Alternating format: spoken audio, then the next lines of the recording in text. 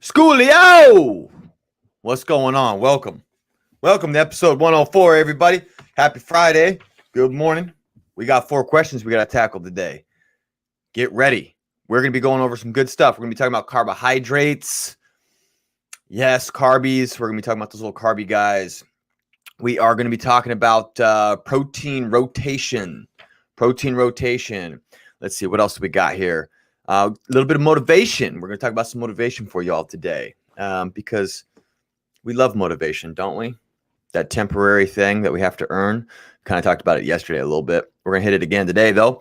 And then we also have, we're going to talk about some cheat meals. So welcome to episode 104 of the School of Shred. This is the one and only, the almighty, the forever holistic health and fitness show where we talk about mental, spiritual, physical health, all combining to make one unique, awesome individual, which is you. So today is our 18th Q&A Friday. So if you guys have questions as we're doing this thing, go ahead and ask them. This is your opportunity to get your questions answered this week, Shred Nation. So if you got anything on your mind, anything on your heart as it relates to health and fitness, then go ahead and ask, and I will do my best to answer it for you. I don't have all the answers, but I can make something up. No, I'm just kidding. So, all right. I think we covered it. Show's here, 9 a.m., Monday through Friday. Okay, we're on Facebook, Instagram, YouTube, Spotify, iTunes, all that good stuff. Just search The School of Shred and get yourself some free info. You can also go to schoolofshredpodcast.com to get on the free email newsletter, or you could visit theschoolofshred.com to sign up for your first 90-day curriculum. So the first question today is, how many carbs should I consume post-workout? This is good. So this guy that got a hold of me wants to gain muscle. That's the goal, because I always like to try and qualify these things with what is the goal. Remember, we've talked about this before. The way that I operate as a trainer is what is the goal? That's the most important thing to me. And so that's what I asked this guy. So he wants to gain muscle. So he wants to eat carbs post-workout, which is great. So awesome stuff. So I got back into my notes with some nutritional studies. I have a whole plethora of nutritional studies that I read and save. And, you know, if it looks good, I kind of keep it around. Now, the great thing about science is that it's always improving. It's always proving itself wrong. So I don't put a ton of stock into science. I also think it's rather,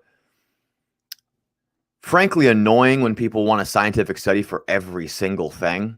It's just not possible. And then within any study, we could pick them apart. The only studies that are really correct or that give us a good gauge is when we ask people, like groups of numbers, questions. Like conducting things is going to, like nutrition or weightlifting studies on people is going to change because they have different genetics. A lot of times they don't account for the same things. It's so hard to conduct a really good study. So we use them to look at trends. We use them as a guide. Okay. But if you're listening to this, I don't want you to get so hung up on studies all the time. They give you a good guide. So even though I'm going to talk about studies, I'm also not going to get super dogmatic and then play the fence and be vanilla and be like, well, the studies don't indicate this. You know, it's like the U.S. population eats a bunch of processed food, right? They're overweight. We can look at trends. What is the trend here, right? But there's going to be people who argue, well, it's not the processed food, it's the amount, da-da-da. It's like, let's look at the trend, okay? Like, we don't need a study for every single thing. That's why we have a human brain. So anyway, I'll get off my soapbox on that one. But let's talk about a study. So for post-workout carbs, there was a study conducted in the early 2000s, a long time ago, but it was one that kind of stuck out to me that I had in my notes. So I'm looking at that again. So as far as post-workout carbs, within 2 hours, your glycogen resynthesis is going to be a bit quicker or a bit faster.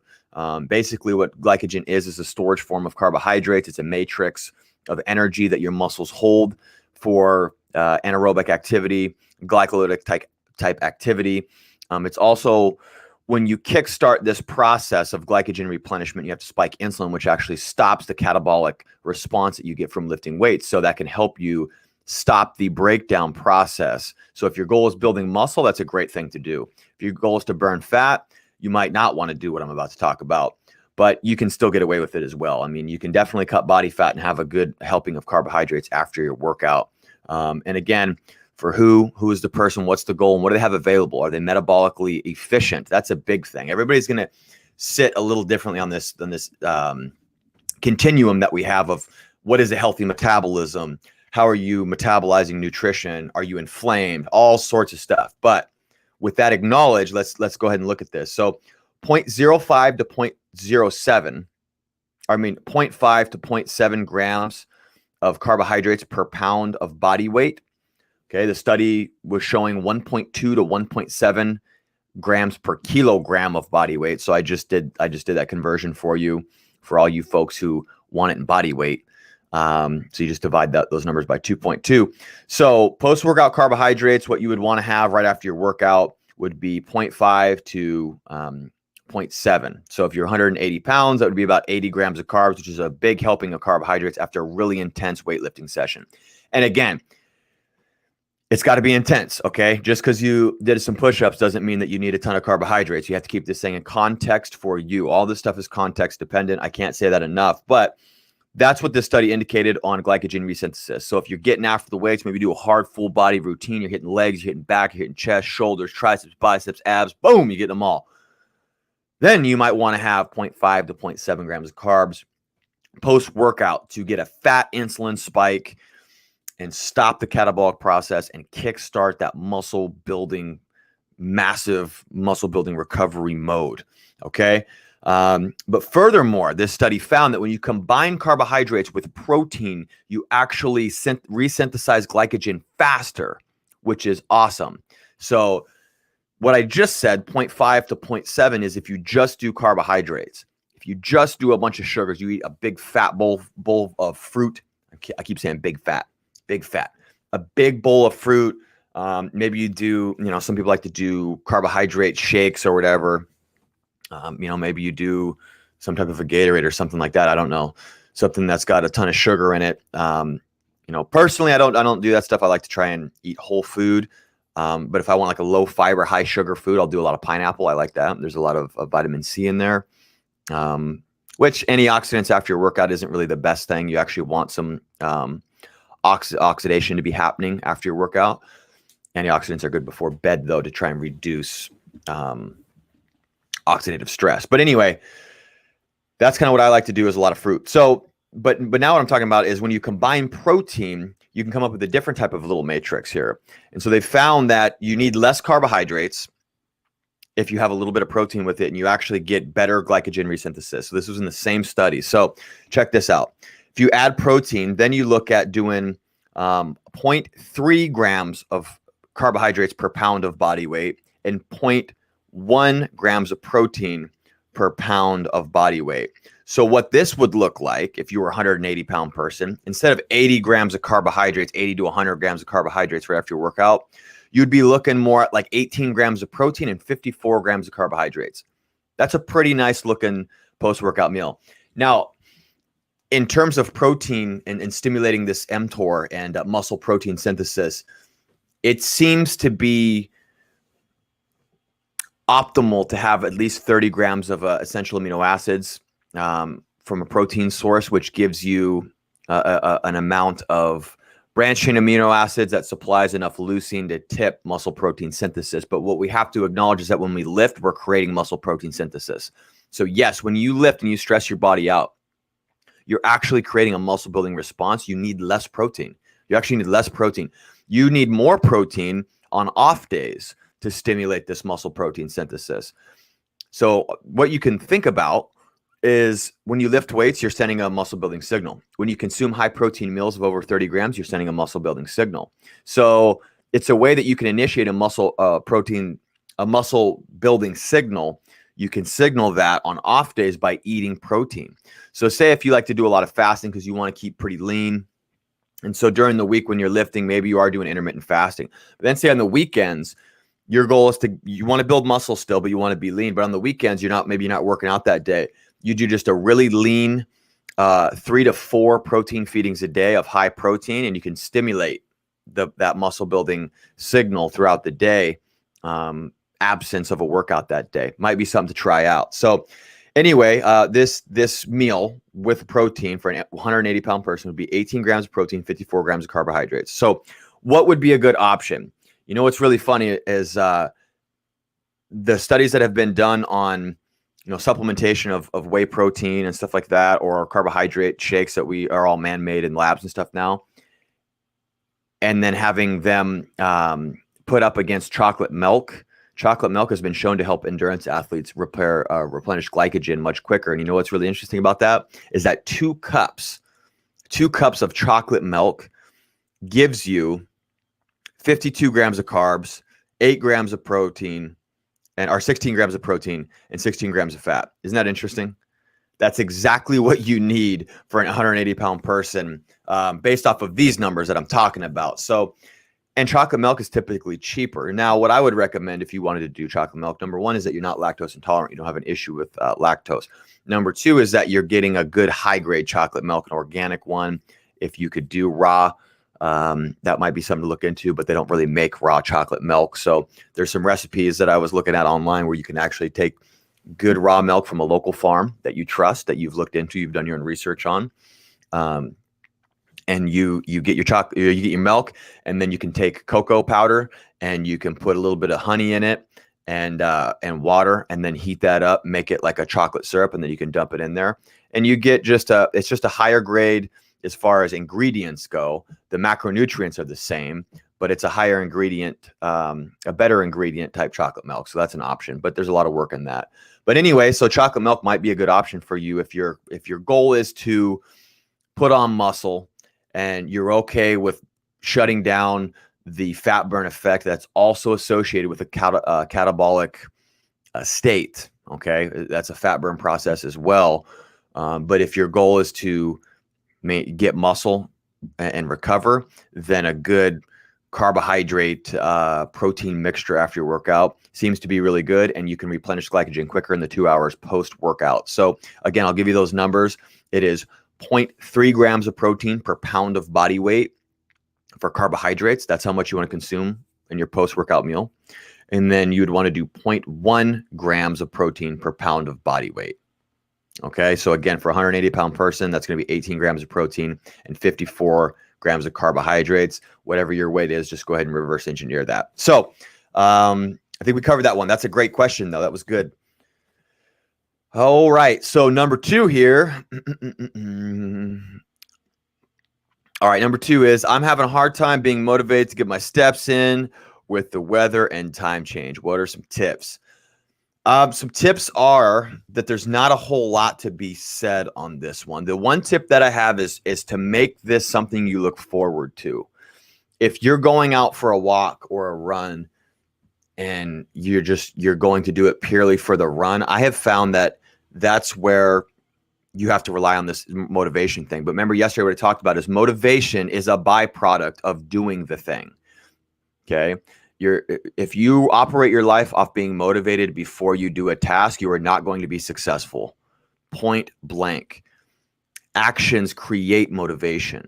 That creates momentum. Momentum keeps you going. Momentum, nothing is stronger than the power of the big mo. All right, the big momentum. So how do we do that then?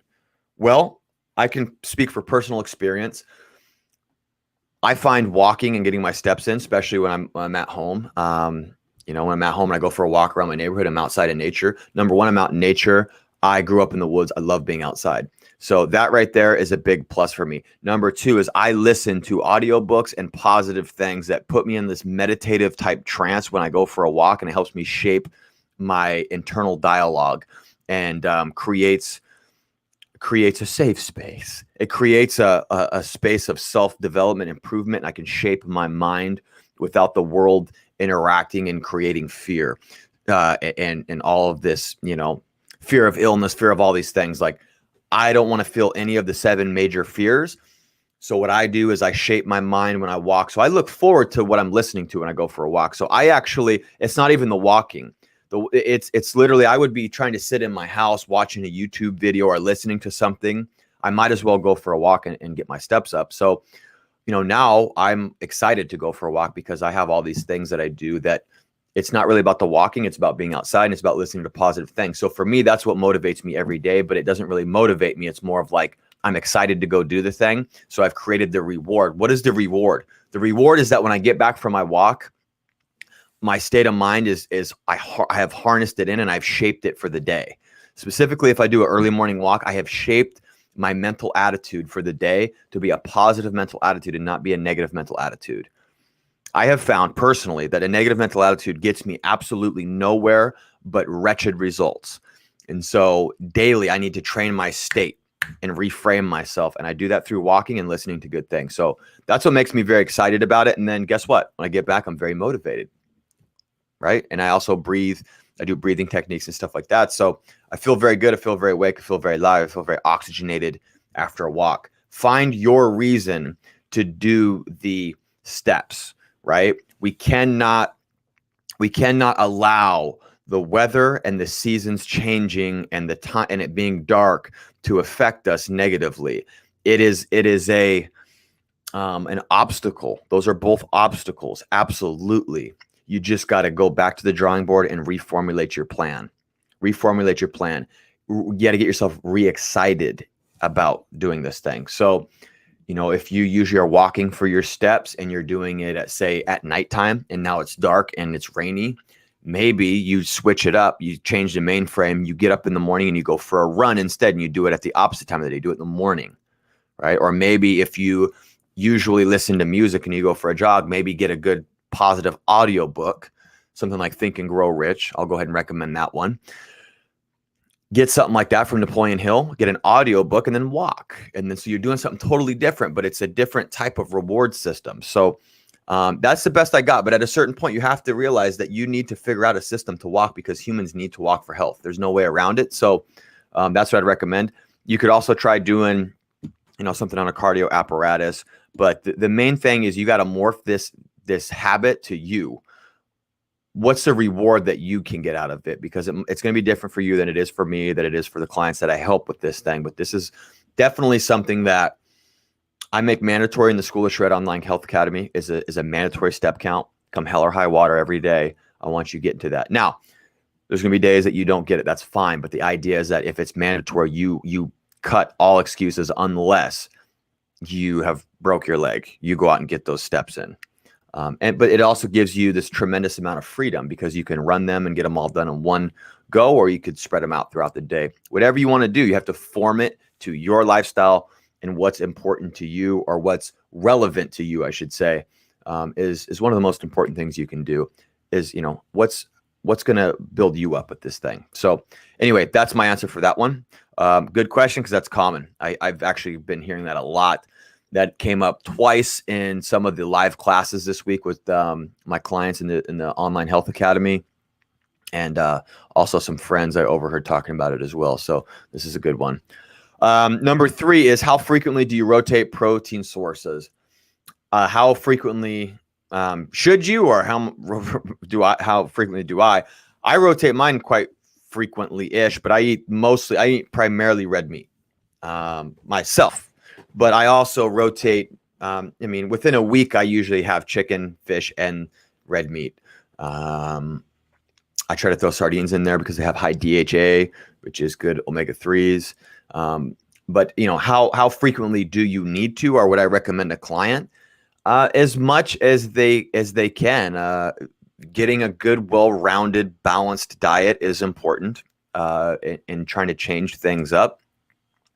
Is good. You're going to get different amino acid content. You're going to get different micronutrition content. Even like fat content. Each one of these meats is going to have a different type of fatty acid profile. So, where your fish is going to have more of that omega-3, good for brain. It can cross the blood-brain barrier. That's good for you. It helps with inflammation. But then, something like a steak, you're going to have a lot of saturated fat, which can be cardioprotective. And your mitochondria can burn really efficiently for energy. So, switching these things up is good, as much as you can. So what I typically recommend with a client is if they've got their overall meal plan down, where we figured out what is the lifestyle, what is their goal, what can they do per day as far as meals. So say they do a standard breakfast, lunch, dinner, right? maybe they're not fasting yet or they haven't tried it. So then I'll have them play around with, okay, are you set? And then what I like to do with coaching is I change one thing at a time with somebody. I have found that when you get really excited as a coach and you go, hey, look, we can do all this awesome stuff. And you change, everything, where it's like you're working on gut health and simultaneously enough protein, and then you got enough fat, and then they got enough, the meal structure is great, and they're supplementing post-workout, pre-workout, pre-bed. This is way too much. So what you got to do is like slowly nudge people. And that's really where the coaching aspect comes in as opposed to the informational aspect. Information means nothing without application. It doesn't change you. So the way I like to do is be gentle with my clients, depending on where they're at. Some people are very motivated. I can change a lot in a short period of time. Some people, you need to nudge them, because my mission here is I'm here to serve people and get us out of this metabolic crisis that we're in through exercise and diet. And so some people that come to me, they have never had experience with this stuff before. And so to me, it's very important to go slow. I don't get annoyed with them. If they can just drink enough water this month, and then next month I can get them to focus on just a healthy breakfast. I mean, that's like literally, it's just a step-by-step thing. So I don't impose rotating protein sources on people. But like I said, if I have somebody who's up to snuff, they're doing really good, they're doing 3 meals a day, and they're like, hey, I'm good, what's next? I'd be like, okay, now that we have all the basics built, right? We're controlling calories to some extent. It's all coming from good whole foods, and good fats that we know the cells, like your mitochondria within the cells, can burn efficiently.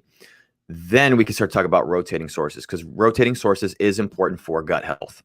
And so then I might have them do it every week. Hey, every week, go from chicken this week to beef next week. And I do the same thing with veggies as well. I really try to get people to eat a lot of different types of vegetables. Try cooking them, try going raw, try seeing if you get bloaty and gassy. Maybe that's not for you. If you feel really good and energized on them, then maybe that one is for you. So there's all sorts of trial and error. And so like it's not really answering the question, but you have to do it as much as possible for your plan so you're not overwhelmed. So and generally speaking, if you can rotate a couple times a week, that's going to be optimal. Ultimately, that's what I get to. But like I said, because the nutrition content is there in red meat, I eat primarily red meat. All right. A lot of zoo nutrients, things that vegetables don't have, which is what people don't consider this enough when they want to bash on meat, is that you have zoo nutrients that your body cannot create. It has to get them through meat only, like carnitine. You have creatine. There's a host of them. So carnitine is very important in the fat burn process in the beta oxidation cycle. You don't get that through vegetables. You only get that through meat. So unless you want to supplement, all the time, I like to eat a lot of red meat for that. And yeah, it's good stuff. All right. Number 4. Hey, everybody, throw me some fire in the comments if you're still with me. Are you still with me here? It's Friday. Let's do this thing. You're decompressing from this whole world right now as you listen to this. If you're in the live audience, you're decompressing from the world right now. We're hanging out together. We're having a good time. Throw me some fire in the comments if you're with me, everybody. Instagram, YouTube, Facebook. Let's go. And then ask me any questions if you guys have them, because I'm here for you for a couple more minutes. So we're going to get into question 4 here, though. Is one cheat meal a week bad? This is depends. So I actually stole this one from a in-person client this week who asked me that. It was kind of hinted at that. It was just kind of like, was one cheat meal bad? This particular client has a very good metabolic health at this point. Single digit body fat. He's gotten down. Younger guy, hasn't damaged his body too much with eating over the years. We have stopped inflammation. He's lifting the right amount. He's not lifting too much or too little. And the guy just continues to get leaner and leaner and leaner. I'm so proud of him. I'm so proud of this client. And so he'll go out and have, a cheat meal or some drinks or something like that. And he's like, is that okay? And it's like, yeah, if you have a healthy metabolism and you have proper leptin signaling to the brain, when you overeat, your brain is going to go the next day, oh, we need to move more. And you will move more, and you will also produce more energy. You'll burn off more energy through heat energy, through other metabolic processes. It's only when you have a compromised metabolism and a compromised cellular function that leptin doesn't work. You have a big cheat meal, and it causes inflammation, causes brain inflammation, which stops leptin from signaling the brain to move more. So you actually eat excess calories, and then the next day you feel less energy. Okay. That right there is not good. So this all depends on where your metabolic health is. The first thing that you got to have is metabolic health. If you want to worry about calories in, calories out, and all that good stuff, you need to be metabolically healthy first. Okay. Now, just dropping calories, it can help metabolic health. It can help bring some of those numbers down. But I think that that's short-sighted. So we want to look at food sources and such. And that's talked about frequently on this show. But one cheat meal a week is not bad, but it's context dependent. You know, if you take care of your body, you take care of yourself, you absolutely certainly can enjoy a great cheat meal every week, a great reward. Probably several of them. It just depends on where you're at. Do you want to be, 2% body fat all year round? I'm just kidding. You can't really get super 2% body fat. But if you're a guy, you want to be 6 or 7% body fat. If you're a woman, you want to be, 11% body fat, 12% body fat all year round. Well, then you might have to embrace the suck and just realize that that's your life. You're going to have times where you can overeat and whatnot, but you got to keep them few and far between. You don't want to look at cheat meals like you need them every week. But for most people who just want to be generally lean, have a little bit of, abdominal definition, be in shape, not have metabolic syndrome, not have diabetes and put themselves at risk for things like cancer and such, and they want to just be healthy like humans are designed to do. That's what our body wants to do. It wants to be healthy and disease-free. Then you can certainly have a couple cheat meals a week. You can kick back if you're on the weekends and going out, or you're doing a dinner party, or you want to have a couple of drinks with your friends. A healthy metabolism is supposed to be able to handle that. When your body is healthy, you can handle that. When your body is compromised, that's when you might need to investigate and try some things out. But this is not a one-size-fits-all equation here. And this is what's so fun for me about coaching people, is because everybody's in a little different spot. And there's not one protocol that works, and protocol doesn't even work. It's just kind of working on this thing over time. So for the guy who brought this up, I go, absolutely, your cheat meal is totally good, man. You're fine. You're totally good to go out and have this cheat meal. Now, if it was somebody who was had a bunch of issues going on, a bunch of inflammatory issues, I would encourage them to try and make that meal from good ingredients so we can start to get cellular functioning going. Because somebody who's maybe 50 pounds overweight, I don't think can afford to continue to have more polyunsaturated fats and vegetable oils and things like that, and excess sugar. And they usually come together. Vegetable oil derivatives or vegetable oil ingredients plus processed extra sugar together typically comes together. And then that really helps drive obesity. And it's hard to burn those fats off. Obviously, excess calories does as well, but it's really the trifecta, and members the other. But there is science that shows that polyunsaturated fats and vegetable oils, we store them and then they're hard to burn off because the mitochondria can't get the energy from those fats. So it's a less efficient energy source.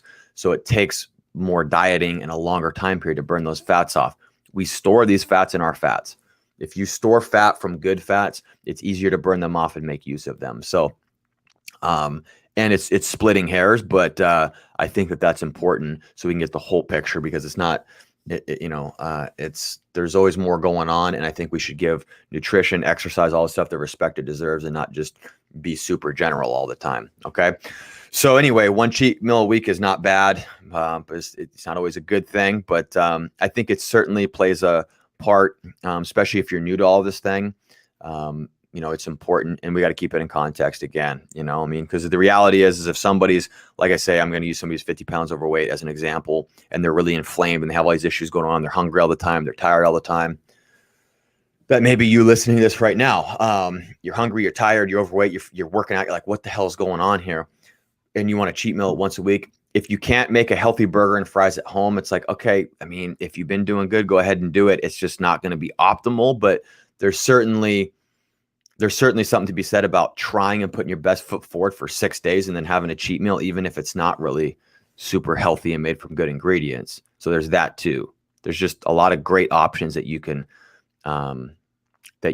utilize. So anyway, it's all a thought process, man. It's all a thought process, but I would encourage that person to do a cheat meal that's just a high calorie meal from good ingredients. So like I said, ingredients are important. Okay. Food matters. Food quality matters. Food is information. It's a signaling system. It is not, it's a language to our body. It speaks to our body and it signals gene expression. It's not just calories. It's not just fuel. It is that. It is fuel, but it's also a lot more. So anyway, that is it for episode 104. It's about a 30-minute little Q&A. This is fun hanging out. I hope you all have a blessed weekend.